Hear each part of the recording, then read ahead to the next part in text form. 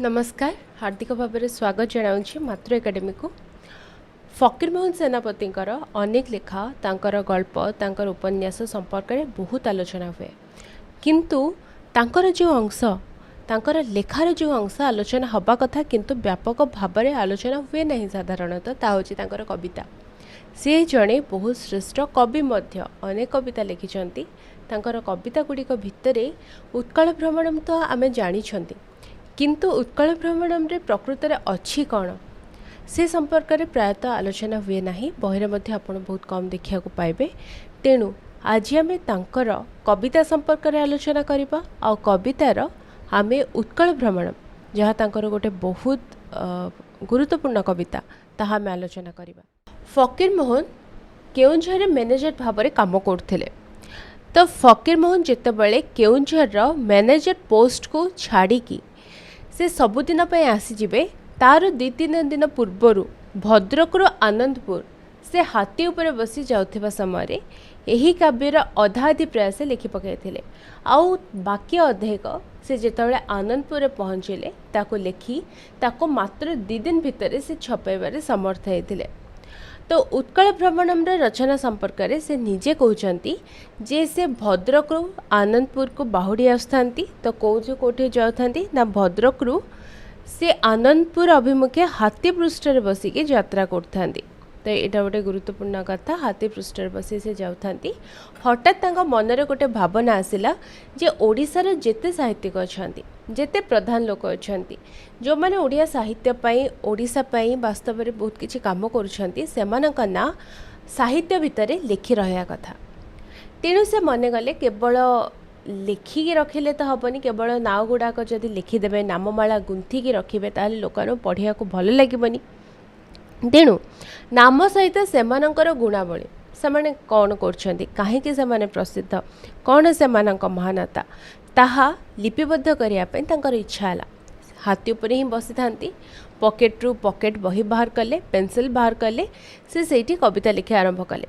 आनंदपुर पहुँचला बेलू अधा अधि तांकर लेखा हो जाइथिला। तो सेठू हाथी को ओह्लैबा मात्रे से कौन कले कंपोजिटर को डाकी ताको कंपोज करिया को देले।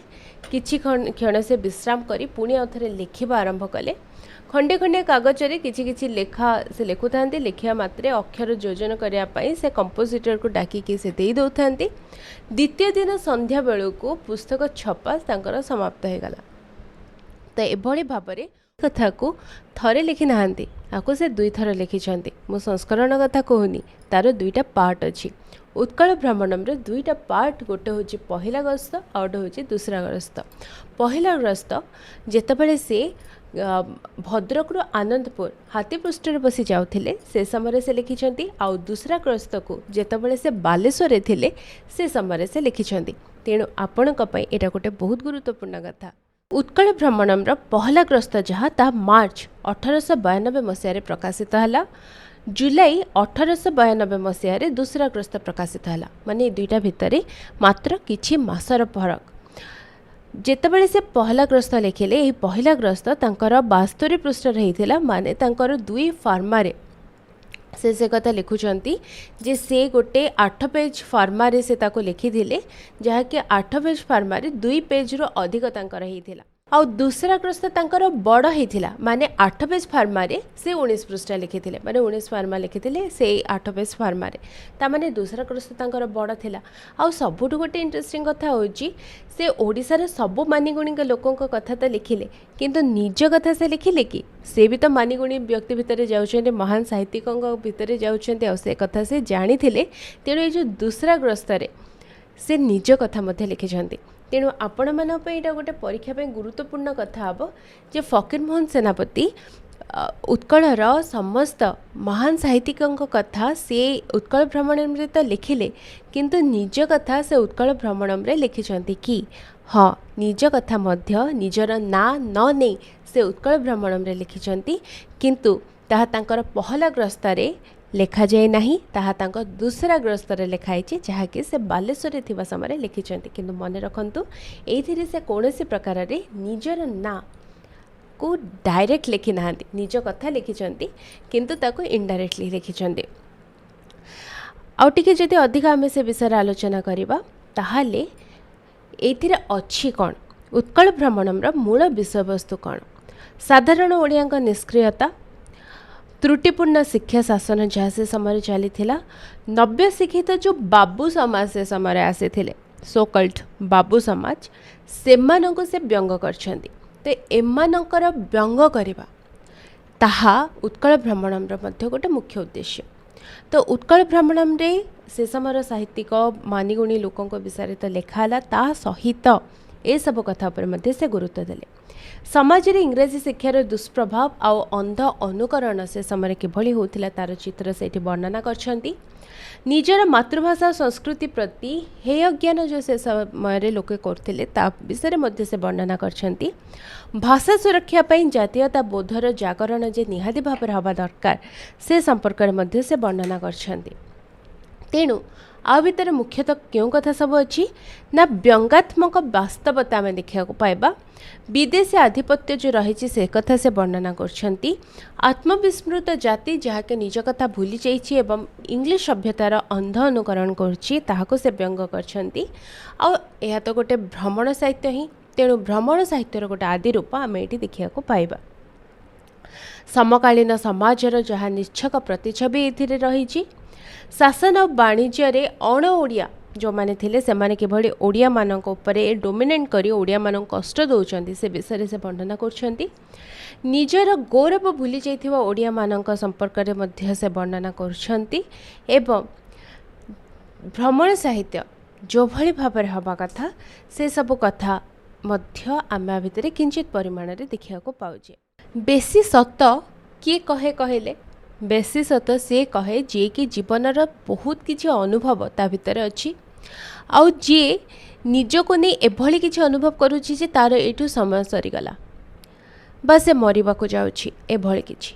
तो फकीर मोहनकर से समय अवस्था कौन थिला जानछंती से सेठी केन्दुझर रे गोटे बहुत कष्टकर समय वर्तमान बंचुथिले जेतबेले से उत्कल भ्रमणम लिखिबा को जाउछंती। तो एभली अवस्था से जानी थिले बहुत कम दिन भितर तांको केन्दुझर छाड़िया को पड़िबो तांको से चाकरी छाड़िया को पड़िबो तांकर चाकरी रे रहिबार आउ कोनोसी संभावना नथिला।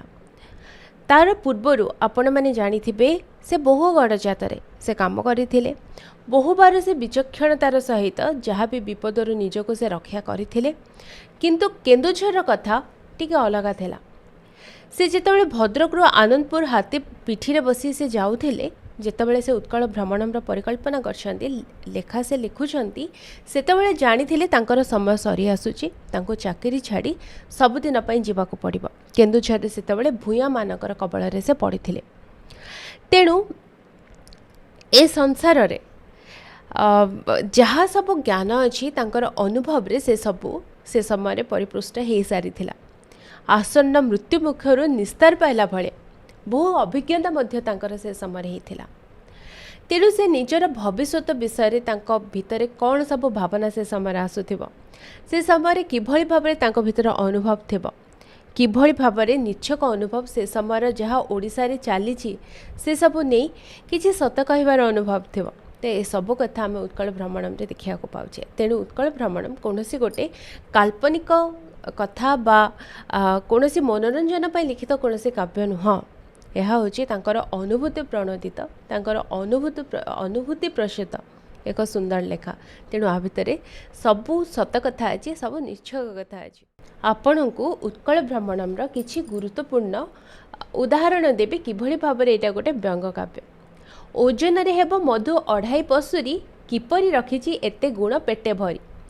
तो ये कहा कथा कहते जानते ये से मधुसूदन रावकर स्वास्थ्य और शारीरिक गठन संपर्क में वर्णना कर। तो फकीर मोहन एभली वर्णना जदि जनक संपर्क में करुछन्ति ता माने कौन यह तांकर रसपूर्ण व्यक्तित्व को केवल इंगित करुछि ताहा नुह फकीर मोहनकर रूप वर्णन रे गोटे अंतरंग भाव तांको भितर आसुछि। जदि जड़े जनक प्रति सेतिके अंतरंग नुह बोधे से एभली भाव में लिखिपारे ना। तेणु ये जो अंतरंग हास्य भाव आम ये देखा पाचे यहाँ हूँ तार गोटे उदाहरण। जे जहाँ कहू मात्र मुही कहे बराबर ओडिशार भाग्य गुणे हेब इन्स्पेक्टर। ये क्या कथा कहते आपणकर परीक्षा एभली प्रश्न आसीपे उत्कल भ्रमणम यही पदरे से क्या कथा कहते एठी कवि हाँ इन्स्पेक्टर शब्द आपण ठीक अनुमान करछंती से राधानाथ राय कथा कहउचंती। आ गोटे पद आपण को कहूँ बाटुली बाजिब नाही कथा गले कही उबुड़ा माठिया मुह पानी परी बही। तो उबुड़ा माठियार मुहरु जेमिति पानी बही चले सेमिति जार मुहरु कथा बही चले माने जे बाग्मी से होचंती एही कवितार नायक माने एही कवितार एही पदर नायक कहा कथा से कहउचंती कहले एठी से विश्वनाथ करंग कथा कहउचंती। विश्वनाथ कर जो भली भाव में बाग्मी थिले तांकर गुणर वर्णना एठी से कहउचंती। ताहले हाराहारी भाव में आम बुझिले व्यक्ति विशेष संपर्क में फकीर मोहनकर उत्कल भ्रमणम हास्य रसात्मक दृष्टिभंगी जो भली पाठक को गोटे विपुल अंगन में पहुँचाई दिए से भली भाव में सेमानंकर गुणावलीर परोक्ष प्रशंसा पाठक को गोटे बौद्धिकता भाव दिए। सीधा सड़क प्रशंसा से करूना से परोक्ष भाव में प्रशंसा करुछंती। किंतु जितेबाला समाज जीवनर कथा आसूची फकीर मोहन साटायर भाव में से सब जिनस को वर्णना करछंती। तो से सब साटायर कथा को से भली भाव में किछि प्रतीक और चित्रकल्प माध्यम वर्णना करछंती। जेमिति कोट और बिस्कुट कथा से कहउचंती। कोट और बिस्कुट कथा ए पदटा प्राय समस्ते जानथांते। इंग्लैंड शीत हुए तेणु सेठी जड़े जदि कोट पिंधुचंती ताहले सेटा ठीक अच्छी किंतु पाश्चात्य सभ्यतार प्रभावित तरुण कूल से एठी निर्धूम खरारे कोट पिंधिबा आउ छेना बरा को फिंगी दे से माने बिस्कुट खाइबा जो सामाजिक अपारंपरिकतार गोटे परिचय निदर्शन से कथा फकीर मोहन एठी शाणित दृष्टिभंगीर सहित प्रकाश करछंती। तो से वर्णना करछंती निर्धूम खरारे पिंध बिलातर कोट फिंगी दे छेना बरा खाओ बिस्कुट।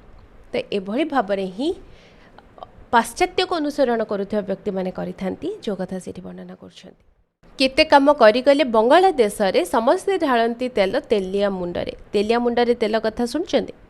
जा मुंडरे ऑलरेडी तेल अच्छी ता मुंडरे आहुरे आहुरे आहुरे तेल लगेबार किछि माने न थाए। तो ठीक से भली भाव में जोठी उन्नति होची सेठी आहुरे उन्नति करिबार माने कौन जोठी उन्नति होनी माने ओडिशा रे टिके अभिवृद्धिमूलक कार्यक्रम कले हुअंतानी ओडिशार उन्नति कले हुअंतानी किंतु ना ओडिया माने कथा कहि पारंतिनी ओडिया माने निजर व्यथा जणांतिनी ओडिया माने कोनोसी कथा न कहि तुनी रहंती। तेणु सबआड़े विकास होची किंतु ओडिशा रे कोनोसी विकास नहीं सर्वनाश होची एभली भाव से दुख प्रकाश करछंती जे ओडिया माने कौनसी प्रकार निज अस्मिता को रक्षा करना। तेणु से कहते बैकवर्ड मुसलमान पाइबे चाकरी हाहा ओडिया माने फॉरवर्ड भारी से ये व्यंग कर पुणी व्यंग कर मारवाड़ी कापड़िया भोजपुरी मुदी वाणिज्य व्यापार द्वारा रखिंट मुदी। ओडिशा रे ओडिया मानक पाखरे वाणिज्य व्यवसाय करी मारवाड़ी कापड़िया भोजपुरी सेमाने समस्ते मुदी रखिलेनी माने सेमाने समस्ते धनी हेलेनी सेमान पाखरे सुना अच्छी किंतु ओडिया माने कौन करछंती ओडिया माने गरीब होइकी रहिछंती से दुख से एठी प्रकाश करछंती। तेणु कहउछंती ओडिया काटिबे धान चसी चसी माटी मात्रक खाइबे रस तही गुजराटी। तेणु ये जो मारवाड़ी कापड़िया ये जो चित्रकल्प बा प्रतीकर से व्यवहार करछंती सेठी से स्थानीय बजार रे बाहर लोकंकर शोषण आ ओडिया माने निजे व्यवसाय न करिबा माने तांको दुर्बलता को सेठी वर्णना करछंती। सेमती कोट आ बिस्कुट कथा कहिबारे मूल्यहीन पाश्चात्य सभ्यतार जो अंध अनुकरण होचे से कथा से वर्णना करछंती।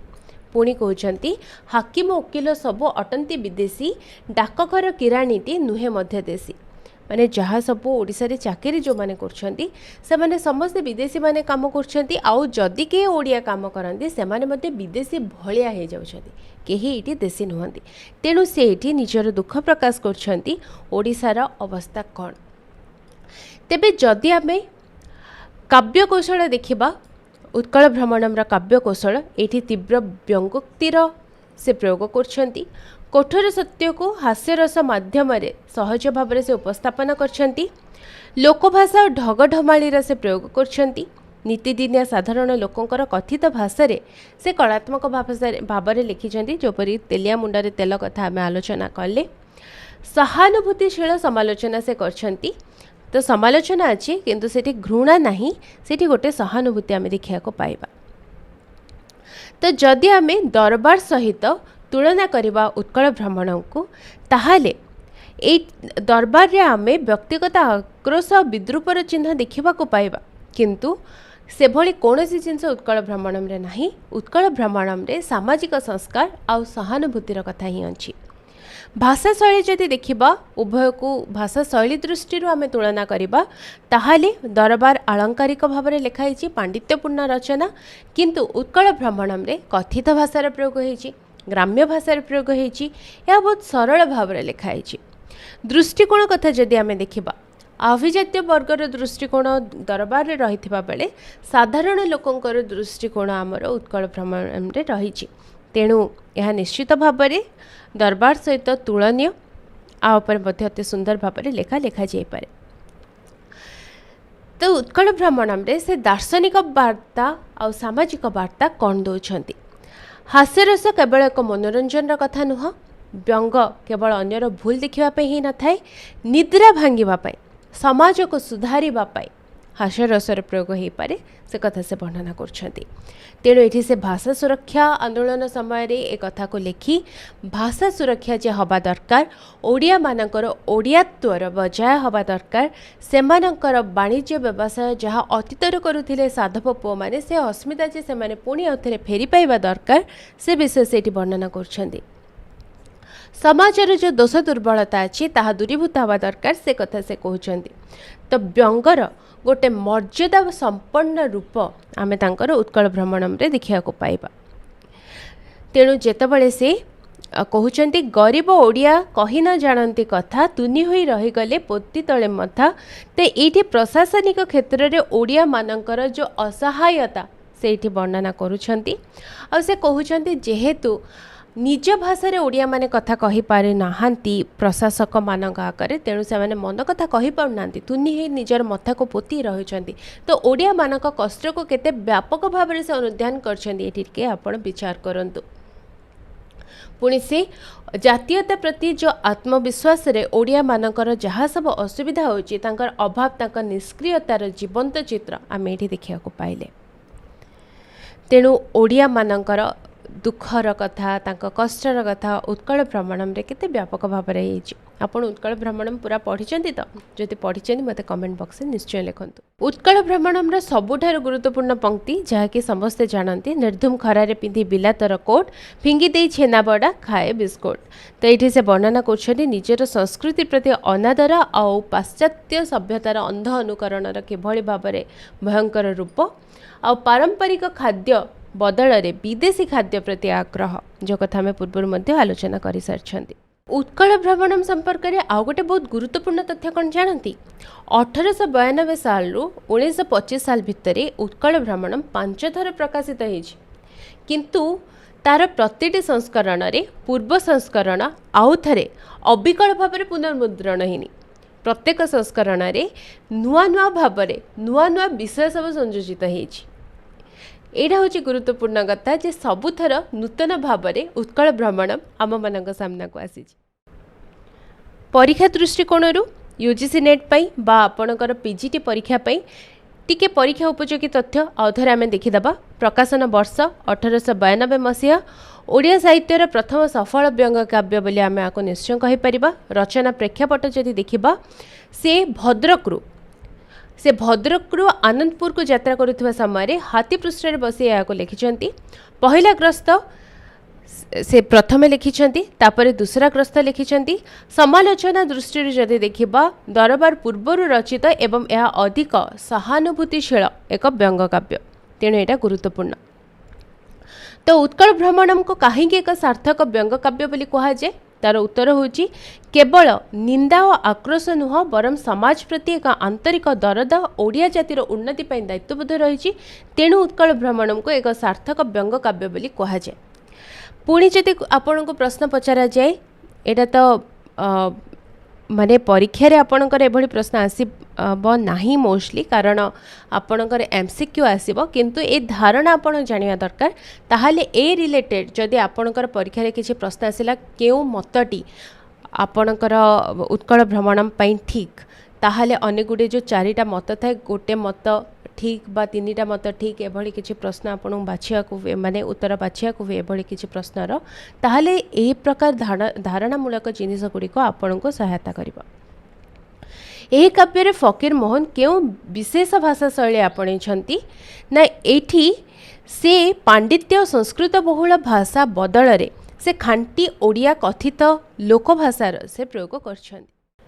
परीक्षा दृष्टिकोण किछिटा प्रश्न आपण मानक पई उत्कल भ्रमणम रे केउ मसीहारे रचित होईछि उत्कल भ्रमणम तार ठीक उत्तर 1892 मसीहा। फकीरमोहन केउ जानरे बसी एही काव्य रचना करथिले चारोटी ऑप्शन आपणक पई घोड़ा डंगा पालिंकी हाथी ठीक उत्तर हाथी। उत्कल भ्रमणम केउ रसर काव्य करुण रस ना हास्य व्यंग रस वीर रस ना श्रृंगार रस या हास्य रस माने भितर व्यंग अछि। डाकघर किराणीटी मध्य नुहे देशी एठी से क्यों कथा कहउछंती डाकघर अवस्था कथा कहउछंती वाणिज्यिक शोषण कथा कहउछंती शिक्षार अभाव कथा कहउछंती ना प्रशासन रे अण ओडियांकर आधिपत्य कथा कहउछंती। तो ठीक उत्तर होची प्रशासन रे अण ओडियांकर आधिपत्य एवं तद्वारा ओडिया माने कि बड़ी कष्ट पाउछंती तांको कथा सुनिबाकू जे केही नाही से कथा से वर्णना करछंती। काव्य बिलातर कोट आ बिस्कुट कहार प्रतीक दारिद्र्यर शिल्पायनर पाश्चात्य अनुकरणर ना आधुनिकतार नुह पाश्चात्यर अंध अनुकरणर एटा होची प्रतीक। गरीब ओडिया न कही न जानती कथा गरीब ओडिया कथा कही जानतीनी एटा क्यों काव्यर अंश दरबार चिलिका उत्कल भ्रमणम ना पुष्पमाला आम उत्कल भ्रमण कथा पढ़ुं तो ओब्वियसली उत्कल भ्रमणम होइतिबो किंतु परीक्षा रे आपन को ठीक कथा बाछिया को पड़िबो आको ध्यान देबे। उत्कल भ्रमणम रचना समय कवि केउंठारु केउंठाकू यात्रा करथिले तो सी प्रकृत रे भद्रक रु आनंदपुर जाउथिले भद्रकरू आनंदपुर को से यात्रा करथिले।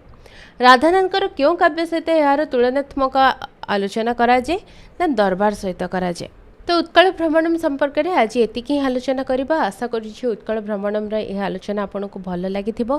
परीक्षा उपयोगी बहुत कथा आपण मानक कहली एगुडे को आपणक पई गुरुत्वपूर्ण जदि भल लागिछि लाइक करंतु शेयर करंतु सब्सक्राइब करी बेल आइकन ऑन करिया को भूलिबे नाही ताहाले आपणक पई हमर कोन वीडियो परवर्ती समय आसुछि आपण माने से नोटिफिकेशन पाई परिबे। आज पई ताहाले एतिकी रहुछि नमस्कार।